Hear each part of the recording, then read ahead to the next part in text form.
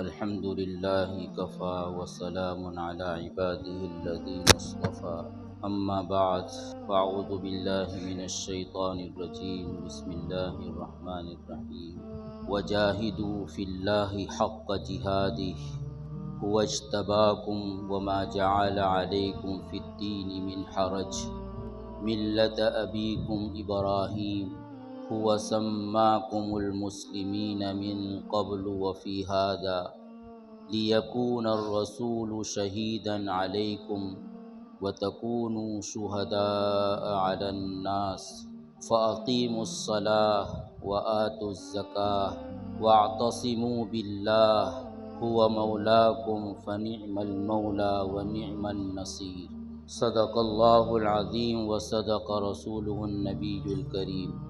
اللہ کے رسول صلی اللہ علیہ وسلم کا ایک ارشاد ہے جس کو حضرت عبداللہ ابن عباس رضی اللہ تعالی عنہما نے نقل کیا ہے کہ نبی کریم صلی اللہ علیہ وسلم نے ارشاد فرمایا اول ھذا الامر نبوۃ ورحمۃ ثم یکون خلافۃ ورحمۃ ثم یکون ملکا ورحمۃ ثم یکون امارۃ ورحمۃ ثم یتقادمون علیہ تقادم الحمر فعلیکم بالجہاد وَإِنَّ أَفْضَلَ جِهَادِكُمْ الرِّبَاطُ وَإِنَّ أَفْضَلَ رِبَاطِكُمْ عَسْقَلَانِ او کما قال رسول اللہ صلی اللہ علیہ وسلم۔ نبی کریم صلی اللہ علیہ وسلم نے اپنی اس حدیث مبارک میں اپنی امت پر گزرنے والے ادوار کا تفصیل سے تذکرہ فرمایا ہے۔ چنانچہ ارشاد فرمایا کہ اس امت کے لیے سب سے پہلا دور تو وہ ہے جس کو نبوت اور رحمت کا دور کہا جائے گا، یعنی نبی کریم صلی اللہ علیہ وسلم کا زمانہ، کہ وہاں نبوت تھی اور اس نبوت کے ساتھ ساتھ اللہ تبارک و تعالیٰ کی رحمت تھی، اور فرمایا کہ اس کے بعد وہ دور آئے گا جس کو خلافت اور رحمت کا دور کہا جائے گا، یعنی ان دونوں دور میں کوئی فرق نہیں ہوگا سوائے اس کے کہ پہلا دور نبوت کی شکل میں تھا اور دوسرا دور بجائے نبوت کے نبوت کی خلافت کی شکل میں ہوگا۔ اور یہ دونوں دور، پہلا دور جو نبی کریم صلی اللہ علیہ وسلم کا دور ہے اور دوسرا دور جو حضرات خلفائے راشدین کا دور ہے، ان دونوں دور میں کوئی فرق نہیں سوائے اس کے کہ پہلا دور وہ نبوت کا دور ہے اور دوسرا دور وہ نبوت کی نیابت اور خلافت کا دور ہے، ورنہ یہ دونوں دور سلطنت کے قوانین کے اعتبار سے، حکومت کے احکام کے اعتبار سے اور آنے والی حکومتوں کے لیے نمائندگی کے اعتبار سے دونوں مساوی ہوں گے۔ یعنی حکومت کیسی ہونا چاہیے، حکومت کے فرائض کیا ہیں، خلیفہ کیسا ہونا چاہیے، اور نبوت اور خلافت کی طرح اس دور میں کیا کرنا چاہیے اور کیا نہیں کرنا چاہیے، آنے والے قیامت تک کے زمانے کے لیے یہ دونوں دور، نبوت والا دور اور خلافت والا دور، ایک نمائندگی کی حیثیت رکھے گا۔ آنے والی حکومتوں کا طرز عمل وہ پرکھا جائے گا نبوت کے دور پر اور خلافت کے دور پر، کہ اگر ان کے فیصلے نبوت اور خلافت کے دور کے موافق ہیں تو اس کے معنی یہ ہے کہ وہ فیصلے اللہ کی مرضی کے مطابق ہو رہے ہیں۔ اور اگر آنے والی حکومتیں حکومت کے چلانے میں کوئی ایسا طور و طریق اختیار کرتی ہے کہ جس طور و طریق کی کوئی نظیر پہلے دور میں یعنی نبوت کے دور میں اور دوسرے دور میں یعنی خلافت کے دور میں نہیں ملتی، تو اس کے معنی یہ ہے کہ وہ غلط ہیں، وہ باطل ہیں اور ان کے فیصلے اللہ کی مرضی کے خلاف ہے، شریعت کے خلاف۔ اور تیسرا دور اللہ کے رسول صلی اللہ علیہ وسلم نے اس حدیث میں ارشاد فرمایا کہ وہ ملکن و رحمتن، وہ بادشاہت کا دور ہوگا اور رحمت کا دور ہوگا۔ اس دور کی ابتدا حضرات خلفائے راشدین کے زمانے کے گزرنے کے بعد حضرت امیر معاویہ رضی اللہ تعالی عنہ کی امارت کے زمانے سے ہوتی ہے، اور یہ دور آنے والی حکومتوں اور سلطنتوں کے لیے ایک نمائندہ دور تو نہیں ہوگا، لیکن بہرحال یہ دور بھی شریعت کے دائرے میں محدود رہے گا۔ فرق اتنا ہوگا کہ خلفائے راشدین اپنے دور میں عزیمتوں پر عمل کرتے تھے اور اس دور میں رخصتوں پر عمل کرنا شروع ہو جائے گا۔ خلافت کے دور میں تقوی پر عمل ہوتا تھا اور اس دور میں فتوے پر عمل ہونا شروع ہو جائے گا۔ پہلے دور میں احتیاط کو ملحوظ رکھا جاتا تھا اور اس دور میں مباحات اور مباحات میں توسع کو اختیار کیا جائے گا۔ پہلے دور میں یعنی خلافت کے دور میں علم و عمل کا وہ مقام تھا کہ وہ اپنے علم کی بنیاد پر جو فیصلہ کرتے تھے تو وہ فیصلہ بالکل درست ہوتا تھا اور وہ امت کے حق میں مفید ہوتا تھا اور اللہ کی مرضی کے مطابق ہوتا تھا۔ لیکن اس کے بعد علم کا اور دین کی سمجھ کا اور دین کی بصیرت کا وہ حال نہیں رہے گا جس کی بنیاد پر وہ اپنے اجتہاد سے اور اپنی رائے سے کوئی فیصلہ کریں گے تو اس فیصلے میں ان سے غلطیاں ہو جائیں گی، لیکن یہ غلطیاں جان بوجھ کر وہ نہیں کریں گے، بلکہ اس وجہ سے ان سے یہ غلطیاں ہو جائیں گی کہ ان کو دین کی سمجھ کا، دین کی بصیرت کا، تفقہ کا وہ مقام حاصل نہیں ہوگا جو مقام حضرات خلفائے راشدین کو حاصل ہوا تھا۔ ان کا مقصود بھی اللہ کی رضا ہوگی، ان کا مقصود بھی رعایا کا اور عوام کا مفاد ہوگا، لیکن اس کے باوجود کچھ ایسی غلطیاں ان سے ہو جائیں گی، کچھ ایسے غلط قدم یہ اٹھا لیں گے کہ جس کا نقصان امت کو اٹھانا پڑے گا۔ ورنہ یہ دور بھی اللہ کی رحمت کا دور ہوگا، یہاں فیصلے شریعت کے مطابق ہوں گے، شریعت کو اور اللہ کے قانون کو بالادستی حاصل ہوگی، شریعت کے مقابلے میں خواہشات پر عمل نہیں کیا جائے گا۔ یہ تیسرے دور کے متعلق اللہ کے رسول نے فرمایا کہ ثم یکون ملکا و رحمتا، اور اس کے بعد اللہ کے رسول نے چوتھا دور ارشاد فرمایا کہ ثم یکون امارتن و رحمتن، کہ اس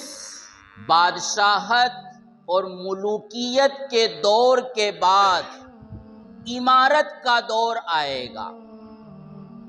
وہ امارت کا دور ایسا ہوگا کہ جس میں شریعت کا پاس اور لحاظ تو رکھا جائے گا، لیکن دوسری طرف ظلم بھی ہوگا،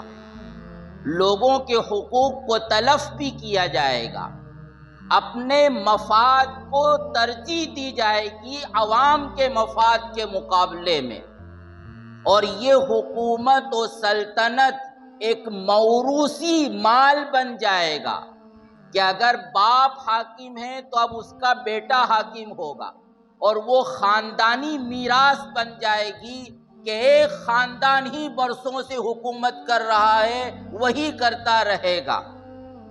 وہ پہلے دور کی طرح عوام کی مرضی کے مطابق اور اہل حل و عقد کی رائے کے مطابق اور انصاف اور دیانت دار اور امانت دار لوگوں کا انتخاب نہیں ہوگا، بلکہ وہ وراثت کی طرح یہ حکومت ایک دوسرے کی طرف منتقل ہوگی۔ لیکن بہرحال یہ بھی رحمت کا دور ہوگا اس اعتبار سے کہ اسلام کی بالادستی قائم رہے گی، اسلام کا بول بالا رہے گا، اور اس کے مقابلے میں کفر کی شان و شوکت وہ مٹتی رہے گی، ان کو سر اٹھانے کی ہمت نہیں ہوگی، تاہم یہ ظلم ان کی طرف سے بڑھے گا، حقوق تلف کیے جائیں گے، اور نتیجہ یہ ہوگا کہ پھر یہ عمارت بھی ایک نجی ملکیت میں تبدیل ہو جائے گی، اور اس کے بعد جو دور آئے گا اللہ کے رسول صلی اللہ علیہ وسلم کی اس حدیث میں اس کو یہ فرمایا جا رہا ہے کہ ثم یتقادمون علیہ تقادم الحمر، پھر وہ اپنے عہدوں کو، منصب کو اس طرح پکڑ کر بیٹھ جائیں گے جس طرح کوئی گدھا اپنے منہ میں کوئی چیز پکڑ کر بیٹھ جاتا ہے تو اس کو کوئی چھڑا نہیں سکتا، اور وہ چھوڑتا بھی نہیں۔ تو یہ معاملہ ہو جائے گا حکومت و سلطنت کا کہ ان کی پوری کوشش اپنی کرسی کو بچانے کی ہوگی، اور وہ اس کرسی پر اور اس تخت پر اس طرح قابض ہو جائیں گے کہ جس طرح گدھا اپنے دانتوں سے کوئی چیز پکڑ لیتا ہے اور کسی بھی صورت میں اس کو چھوڑنے کے لیے تیار نہیں ہوتا، اور وہ اپنے عہدوں کو، اپنے منصب کو، اپنی سلطنت کو، اپنی حکومتوں کو باقی رکھنے کی کوشش کریں گے، چاہے اس کے نتیجے میں لوگوں کا خون بہے، لوگوں کا خون بہایا جائے گا، اور نعشوں پر چل کر بھی اگر ان کی حکومت باقی رہ سکے گی تو وہ اپنی حکومتوں کو باقی رکھنے کی کوشش کریں گے۔ ان کو اس سے کوئی مطلب نہیں ہوگا کہ شریعت کیا کہتی ہے، ان کو اس سے کوئی مطلب نہیں ہوگا کہ سنت میں اس کے متعلق کیا ہدایت ہے، ان کو اس سے کوئی مطلب نہیں ہوگا کہ عوام اور رعایا کا مفاد اور فائدہ اس میں ہے یا نہیں ہے، ان کو اس سے کوئی مطلب نہیں ہوگا کہ عوام کو اور عام لوگوں کو ان کے حقوق مل رہے ہیں یا نہیں مل رہے ہیں، 2 وقت کی روٹی ان کو فراہم ہو رہی ہے یا نہیں ہو رہی، رہنے سہنے کے لیے ان کے پاس مکان ہے یا نہیں ہے، ان کے پاس روزگار ہے یا نہیں ہے، عدالت میں انصاف ہو رہا ہے یا نہیں ہو رہا ہے، اس سے ان کو کوئی مطلب نہیں ہوگا۔ ان کو تو مطلب ہوگا اپنی کرسی سے، اپنی خواہشات سے اور اپنے ہوائے نفس سے، اور اس کے خاطر وہ جو بھی کرنا چاہیں گے ان کے بس میں ہوگا وہ کر گزریں گے، لوگوں کا مال لوٹیں گے، لوگوں کا خون بہائیں گے اور خون کی ندیوں پر اپنا تخت بچھا کر وہ گویا اس پر حکومت کریں گے۔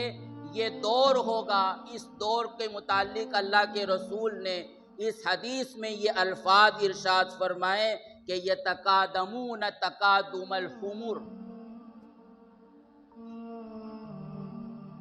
اور دنیا کے حالات پر اگر کوئی نظر رکھتا ہو اور جس نے ہسٹری اور دنیا کی تاریخ کو پڑھا ہو تو ہر ایسا شخص اس بات کی گواہی دے گا کہ وہ دور یہی ہے جس دور کے متعلق اللہ کے رسول صلی اللہ علیہ وسلم نے یہ بات ارشاد فرمائی تھی۔ اب یہ تو ہو کر رہے گا، لیکن عام لوگوں کا کیا فریضہ ہے، اور خاص طور پر جو اللہ کے رسول صلی اللہ علیہ وسلم کے امتی ہیں ان کے متعلق اللہ کے رسول صلی اللہ علیہ وسلم کی کیا ہدایت ہے۔ تو عبداللہ ابن عباس اس روایت میں اللہ کے رسول صلی اللہ علیہ وسلم کی اس ہدایت کو نقل فرما رہے ہیں، اور وہ ہے فَعَلَيْكُمْ بِالْجِہَادِ،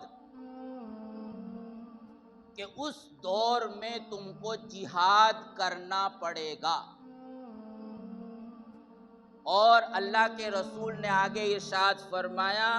کہ وَإِنَّ أَفْضَلَ جِهَادِكُمْ الرِّبَاطِ،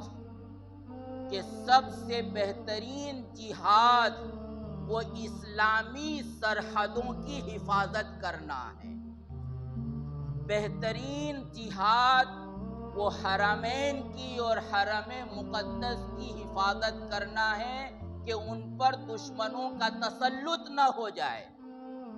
اور اللہ کے رسول نے مزید آگے وضاحت کرتے ہوئے اس حدیث میں ارشاد فرمایا کہ وَإِنَّ أَفْضَلَ رِبَاطِكُمْ أَثْقَلَانِ، کہ تمہاری اور اسلام کی سرحدوں میں بہترین سرحد اس زمانے میں وہ اسقلان ہوگی۔ اسقلان کیا ہے؟ ورلڈ میپ کو کھول کر آپ دیکھیں تو وہاں آپ کو نظر آئے گا کہ اسقلان فلسطین میں واقع ہے، وہ غزہ کا ایک حصہ ہے، جس غزہ کے مجاہدین آج اپنی جانوں کو قربان کر رہے ہیں، جن کے بچے قربان ہو رہے ہیں، جن کے بوڑھے اور جن کی عورتیں قربان ہو رہی، ان کے متعلق اللہ کے رسول نے فرمایا کہ وہ بہترین جہاد اور سب سے افضل سرحد کہ جس کی حفاظت کی ذمہ داری امت مسلمہ پر ہوگی وہ اسقلان کی سرحد ہوگی۔ تو اس دور کا جو سب سے بنیادی تقاضا ہے، اللہ کے رسول صلی اللہ علیہ وسلم نے ایک لفظ میں اس کو بتلا دیا ہے کہ وہ ہے جہاد کرنا۔ اب یہاں چند باتیں ہمیں اچھی طرح سمجھ لینا چاہیے۔ سب سے پہلی بات تو یہ کہ جہاد کس کو کہتے ہیں۔ جہاد فقط جنگ کرنے کا نام نہیں ہے، بلکہ اسلام میں جہاد کہا جاتا ہے ہر وہ کوشش، ہر وہ جد و جہد کہ جو دین کی حفاظت کے خاطر اور دین کے شعائر کو محفوظ رکھنے کے خاطر کی جائے، اپنی شریعت کو، اپنے دین کو، قرآن کو، سنت کو اپنی ذات میں باقی رکھنے کے لیے، اس دنیا میں باقی رکھنے کے لیے، اس کو نافذ کرنے کے لیے، اس کے مقدسات کی حفاظت کے لیے جو کوشش کی جائے، جو جد و جہد کی جائے، اس کا نام ہے جہاد۔ اور اس جہاد کا جو مقصد ہوتا ہے وہ ہوتا ہے ظلم کو روکنا، دہشت گردی کو ختم کرنا۔ چونکہ یہ دجالیت کا دور ہے، اور دجالیت کے دور کا کیا مطلب ہے بارہا آپ اس منبر سے سن چکے ہیں۔ اس کی وجہ سے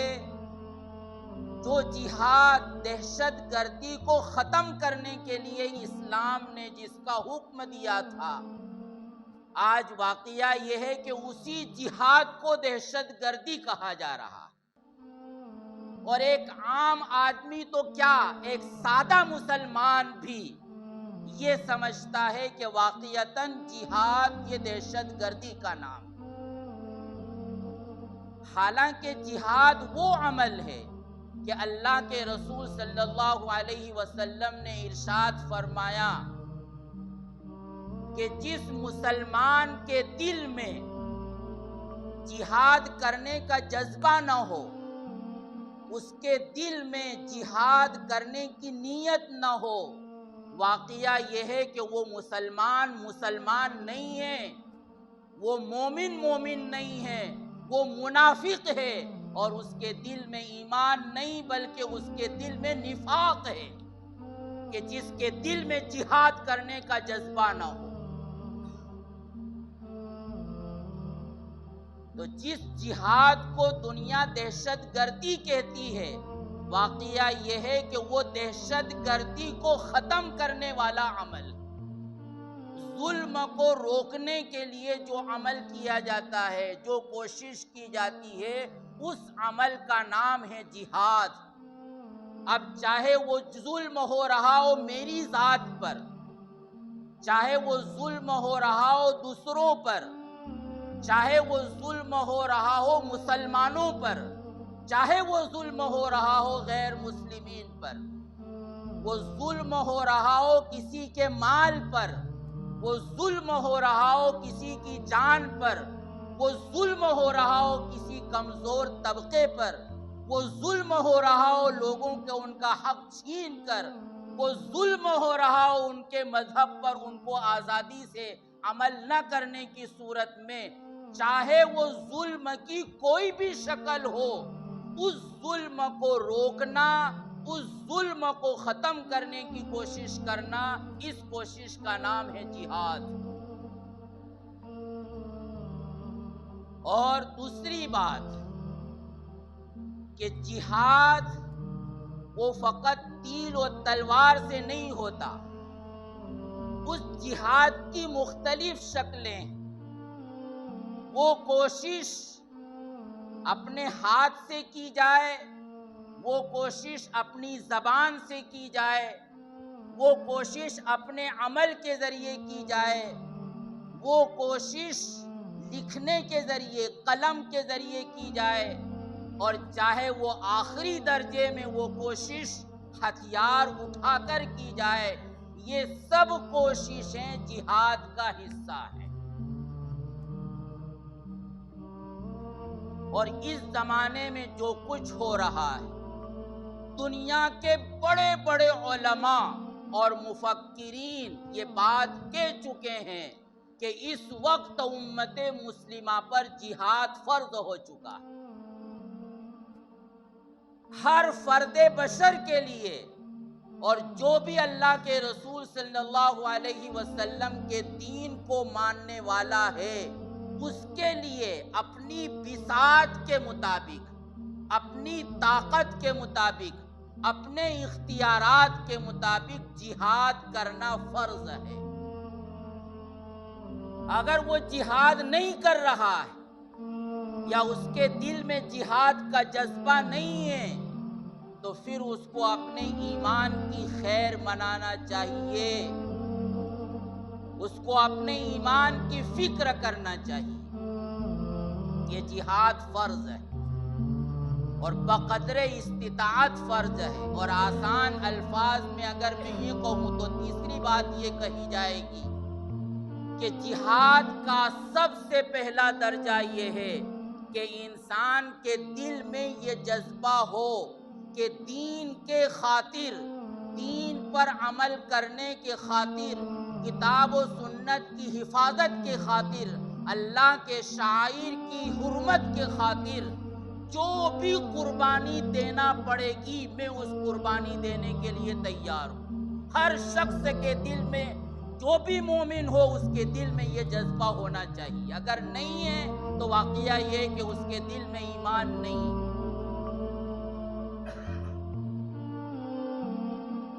کہ شریعت پر عمل کرنے کے لیے، چاہے وہ شریعت کا معمولی حکم ہو، حتیٰ کہ اگر میری داڑھی پر کوئی روک لگائے گا تو میں اپنی داڑھی کو باقی رکھنے کے لیے جو کچھ بھی قربانی دینا پڑے گی، میں اس قربانی کے لیے تیار ہوں۔ کوئی مجھ کو نماز سے روکے گا، کوئی مجھ کو قربانی سے روکے گا، کوئی مجھ کو سنت پر عمل کرنے سے روکے گا، تو مجھے اس کے خاطر اپنے بچوں کو چھوڑنا پڑے، اس کے خاطر اپنے مال کو قربان کرنا پڑے، اپنے کاروبار کو ختم کرنا پڑے، اس کے لیے اپنے ملک کو چھوڑنا پڑے، اپنے گھر کو برباد کرنا پڑے، سب کچھ کے لیے میں تیار ہوں۔ آخری درجے میں اپنی گردن بھی کٹا دوں گا، لیکن اللہ کے رسول کی ایک سنت کو چھوڑنے کے لیے تیار نہیں ہوں گا۔ سب سے پہلے یہ جذبہ اپنے دل میں پیدا کرنا، یہ ایمان کے وجود کی علامت ہے۔ اگر آج امت مسلمہ کے کسی فرد کے دل میں دوستو یہ جذبہ نہیں ہے، تو واقعہ یہ ہے کہ اس کے دل میں ایمان بھی نہیں۔ وہ نام کا مسلمان تو ہو سکتا ہے، لیکن اللہ کی نظر میں واقعہ یہ ہے کہ وہ مسلمان نہیں۔ تو جہاد کے لیے سب سے پہلے تو یہ، دوسرے یہ ہے، جہاد کا دوسرا قدم یہ ہے کہ انسان اپنی زندگی کے دائرے میں، اپنی ذات اور اپنے میدان میں شریعت اور سنت کو نافذ کرے۔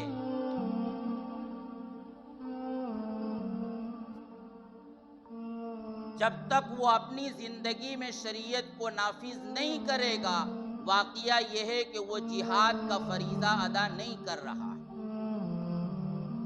اس کو نمازوں کا اہتمام کرنا پڑے گا، چاہے نمازوں کے اہتمام کے نتیجے میں اس کو جو بھی نقصان اٹھانا پڑے اس کے لیے وہ تیار رہے۔